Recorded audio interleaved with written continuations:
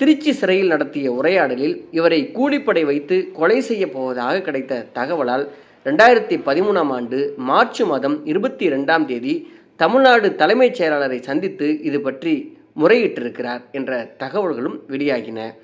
தான் விருப்ப ஓய்வில் செல்வதாக அரசுக்கு அக்டோபர் 2ஆம் தேதி கடிதம் அளித்த ஐஏஎஸ் அதிகாரி சகாயம் சமூகத்துக்கு தனது பங்களிப்பை நேர்மையாக செய்ய அனுமதிக்கப்படவில்லை என்று அதில் குறிப்பிட்டு தனக்கு விஆர்எஸ் கேட்டிருந்தார்.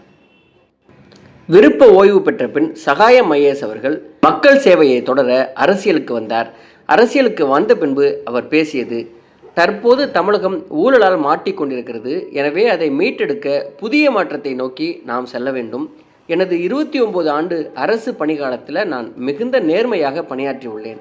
ஆனால் எனது நேர்மையான பணிக்கு கிடைத்த பரிசுகள் அவமானங்களும் பணி மாறுதல்களும் தான்.